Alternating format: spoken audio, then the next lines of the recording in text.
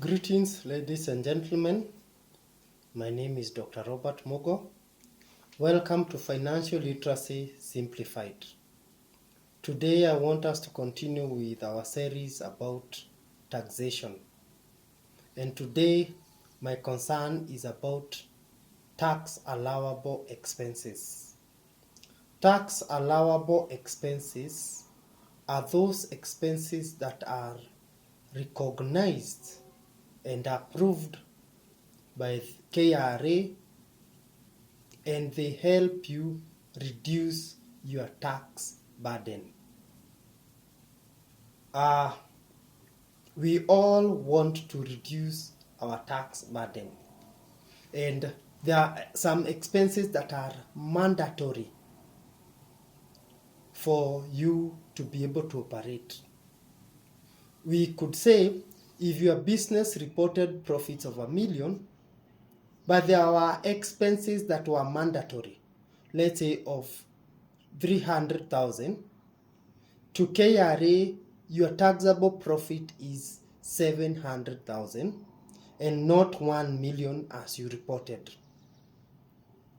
So, using the current rate of 30%, you will actually pay 210,000 as tax to KRA. And if these expenses, going back to that 1 million, were not tax allowable, you would pay 300,000 to KRA.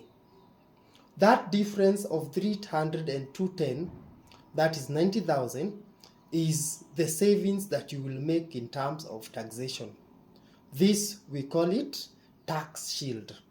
It helps a business reduce its expenses. For an expense to be tax allowable, it must be approved by KRA. Not every expense that you imagine will be tax allowable. And for it to be tax allowable, one, it must be incurred wholly and exclusively for that business. That's why I was advising you in the previous lessons that it is good to register a company so that some of the expenses that you incur can be captured as company expenses. Secondly, there must be documentation for that expense. This documentation could be things like work ticket, could be things like if it is a motor vehicle showing that it is owned by that company.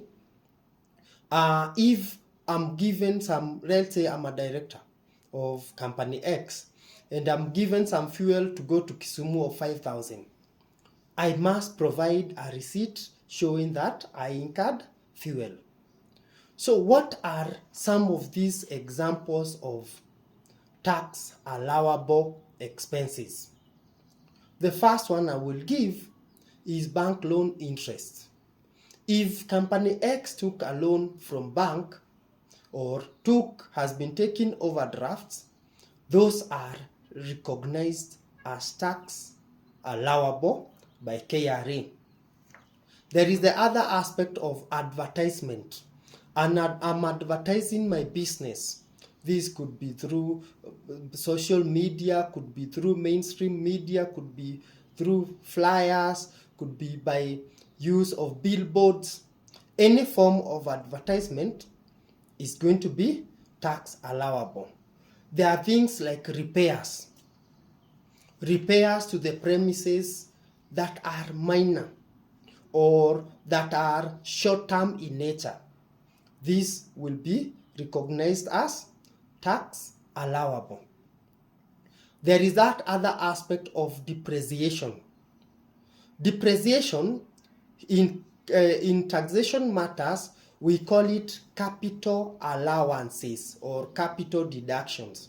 There are four categories of assets, but what I want to maybe emphasize on, like for buildings, we have three types of buildings. There could be industrial, there could be commercial, there could be residential.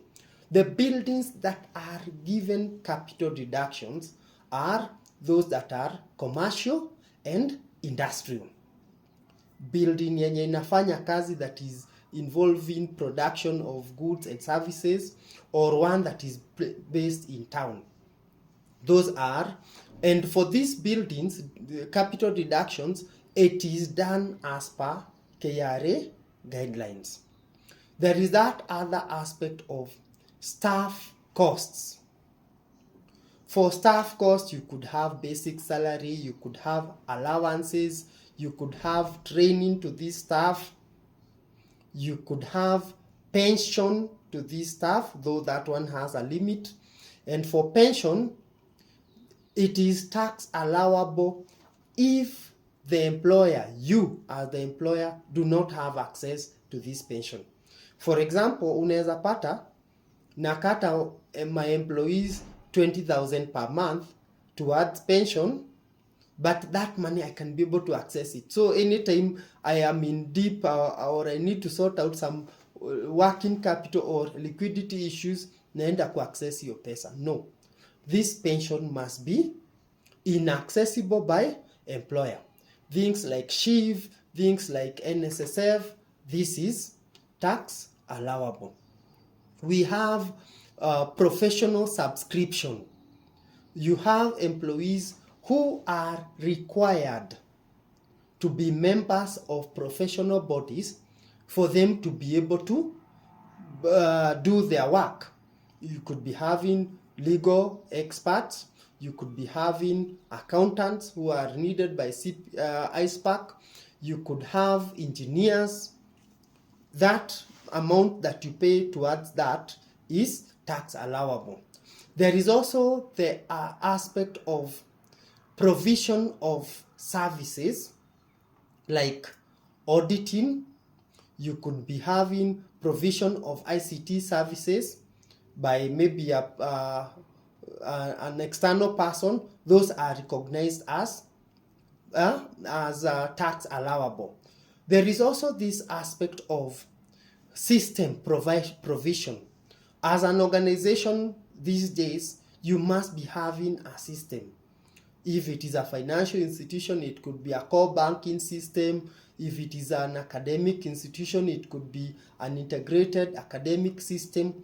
That system is treated as a tax allowable expense. If it is what we call depreciated, let's say over 5 years, the depreciation or what we call the amortization for every given year is recognized as tax allowable.